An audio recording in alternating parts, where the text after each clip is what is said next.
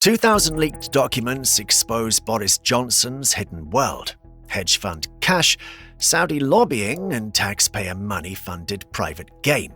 If this isn't corruption, then what is?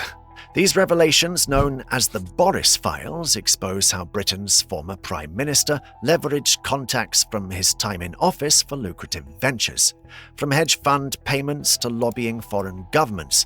Far from a clean break with politics, Johnson's post-premiership activities raise urgent questions about accountability, transparency, and whether taxpayer money may have indirectly subsidized his private business interests. But how did one of the most recognizable figures in British politics go from leading the Brexit campaign to facing allegations of blurred ethical boundaries? And why does this matter for democracy today? Let's unpack the story behind the Boris Files. Taking back control was what the journalist-turned-politician had advocated for, urging people to cast their votes on the 23rd of June 2016 to invoke Article 50. To cut a long story short, 52% of the voting population supported Boris's sentiments, and the Great British Exit, Brexit, commenced. It was clear that people had begun seeing Johnson in a different light.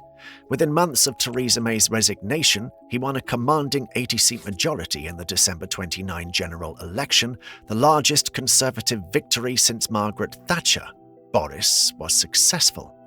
But the Conservative PM needed more than that to stay in everyone's good graces. While other factors contributed to his decline, Partygate played the most significant role.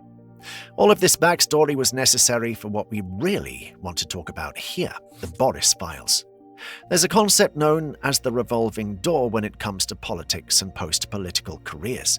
Basically, it refers to the movement of individuals between roles in government or public service and jobs in the private sector, especially in industries they once regulated or oversaw. The office of Boris Johnson refers to the formal administrative setup that supports Boris Johnson in his capacity as a former Prime Minister.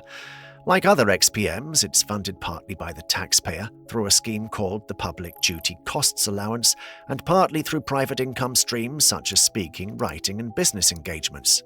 Also on the topic of fun facts and links to Margaret Thatcher, the PDCA fund was created by Robin Butler, Thatcher's loyal cabinet secretary, around 1991. It was created in response to Margaret Thatcher's resignation in 1990, when concerns were raised about the costs former prime ministers faced in maintaining public duties after leaving office. The PDCA was intended to cover staffing and office expenses connected to those public responsibilities, not personal or commercial activities. This very legitimate post-premiership budget is meant to cover staff and expenses for former prime ministers carrying out public duties. However, the Boris Files leak in 2025 revealed evidence that staff employed under this allowance were also involved in Johnson's private commercial activities, blurring the line between public service and personal profit. This leak covers approximately 2 GB of data, or 1,820 files, and includes emails, letters, invoices, spreadsheets, speeches, and business contracts. The data was observed by the US-based non-profit, the Distributed Denial of Secrets, which is committed to transparency and hosts more than 360 data leaks online. According to the leak, Johnson earned approximately £182,000 through the PDCA. Is that a lot of money? Yes, of course it is.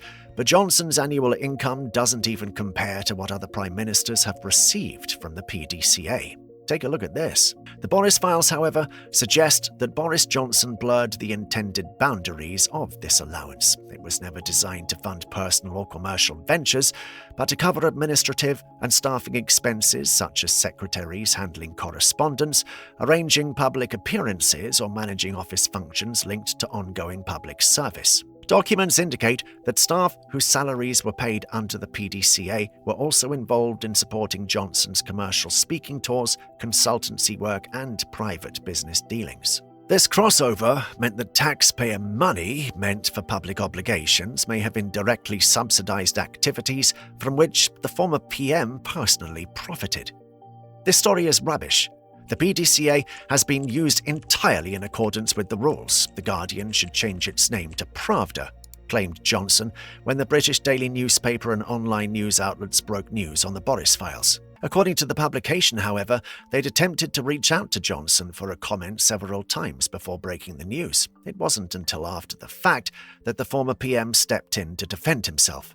Oh, and in case you couldn't tell, Pravda was a state-supported publication from Soviet times. Johnson was implying that the British publication was working in cahoots with his political rivals to defame him in the public eye.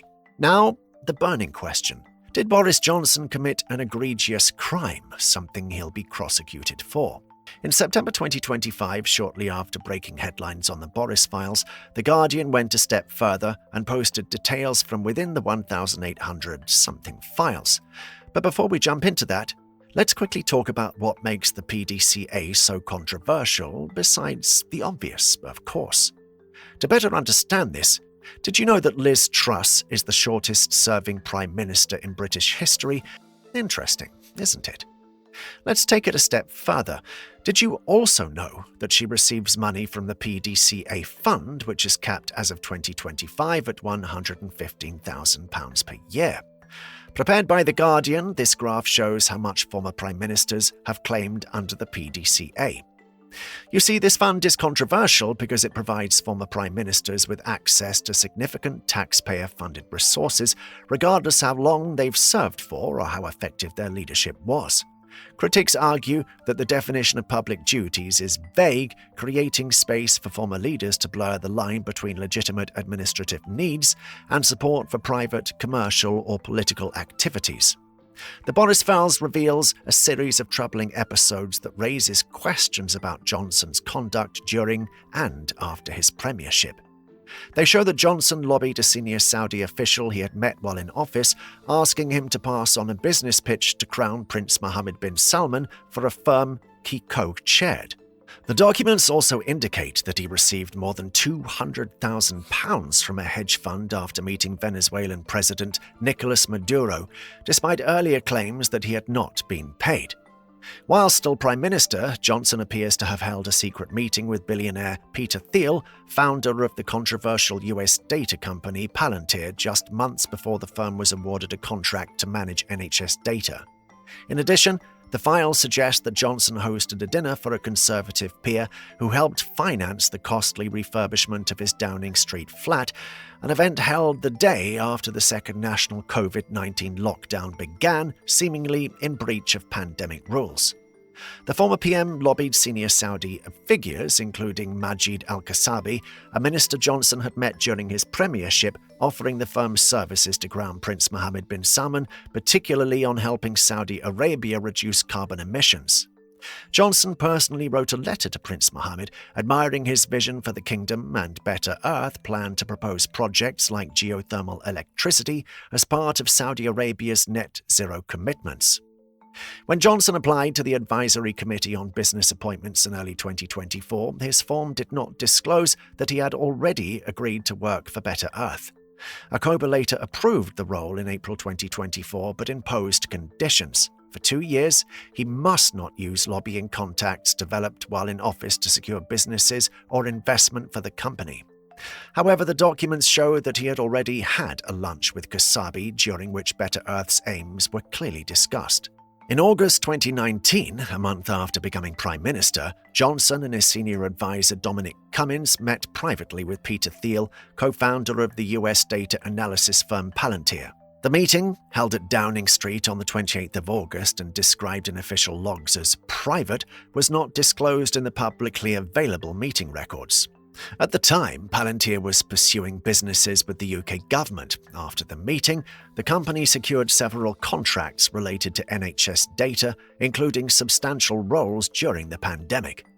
One follow-on contract was worth approximately £60 million, and in 2023, Palantir won a £330 million contract for a federated data platform to analyse hospital and patient data. But to answer the question we began this segment with, misuse of the PDCA does not automatically amount to a crime. Instead, it's generally treated as a matter of accountability and ethics. If an investigation finds that Johnson blurred the lines by allowing PDCA-funded staff to carry out work for his private business activities, the likely response would be administrative rather than criminal. The Cabinet Office could demand repayment of funds, impose restrictions on future claims, or refer the issue to parliamentary committees for scrutiny. Oversight bodies such as the Advisory Committee on Business Appointments might also weigh in, especially if his activities overlap with post-office lobbying restrictions. For the matter to escalate to criminal prosecution, there would need to be evidence of deliberate fraud, falsification of claims, or corrupt practices, such as knowingly submitting false invoices. So far, reporting on the Boris Files points to blurred ethical boundaries and questionable transparency rather than outright criminality. Senior UK politicians and ethics watchdogs are demanding that Boris Johnson's annual allowance be suspended directly following the revelations from the Boris Files. Between January 2017 and June 2022, Transparency International UK found that 217 former ministers, senior civil servants, and special advisors collectively took on 604 post-government roles. Of these, 177 positions overlap significantly with the official's previous policy brief or portfolio. The figures highlight how common it is for former public officials to move into sectors where they once held regulatory, policy, or oversight authority, fueling concerns about the integrity of government decision-making. The risks of this revolving door are threefold. First, officials may favor particular organizations while still in office to secure future employment opportunities. Second, they could use confidential information or insider knowledge gained in government for the benefit of their new employers. Third, when these new jobs involve lobbying, consulting, or firms reliant on government contracts, the potential for conflicts of interest becomes acute. The close ties between past responsibilities and future roles create a perception and sometimes a reality of political power being converted into private profit. Margaret Hodge, a Labour peer and long-standing campaigner for transparency, has been particularly vocal, stating that Johnson seems to have violated the ethical standards expected of those in public service and operated with impunity. She's called for a full investigation and for stricter rules regarding lobbying and the so-called revolving door that opens between public office and private gain. The Liberal Democrats echo this, urging immediate suspension of Johnson's access to the PDCA while investigations proceed. The Advisory Committee on Business Appointments has confirmed it is investigating whether Johnson has breached rules about using contacts made while in office for commercial gain. Take a look at this graph prepared by Transparency International. The Corruption Perceptions Index shows how the UK's scores has changed over time. A cross-party commission composed of ethics experts and former politicians is calling for a major reform of how UK ministers are held to account. Its report includes 100 recommendations aimed at restoring public trust after numerous political scandals and declining faith in government. Key proposals include a legally binding ministerial code. Ministers would swear an oath when assuming office to uphold clear standards of integrity, transparency, and accountability. The Commission suggests the formation of an independent watchdog with powers not just to advise, but to initiate investigations and recommend sanctions. Currently, the Prime Minister holds nearly all the power in enforcement decisions, including whether to act on findings or wrongdoings. The report highlights examples like the case of Priti Patel, who continued in office despite findings from the Advisor on Ministerial Interests that she had bullied staff. In that case, the enforcement process didn't result in her removal, illustrating how limited current checks are. Other suggested reforms include stripping some of the Prime Minister's unilateral authority over honours and peerages, stronger parliamentary capacity to decide when the Commons meets or debates, better training for MPs and peers in ethics, and mandatory sanctions for failure to attend such training. The Commission also wants the ministerial code and ethical standards to have legal backing rather than being purely advisory or subject to the discretion of those in office. While Labour has expressed interest in adopting some of the proposals as part of its government agenda, there's scepticism about whether sufficient political will exists to overcome entrenched resistance, especially from Conservative figures. Overall, the Commission argues that relying on good intentions, informal norms, or voluntary compliance is insufficient. It contends that stronger safeguards, independent oversight, legal obligations, and clearer sanctions are needed to protect the integrity of government and restore public confidence. 2,000 leaked files suggest Boris Johnson blurred the line between public duty and private profit. But this isn't just about one former prime minister.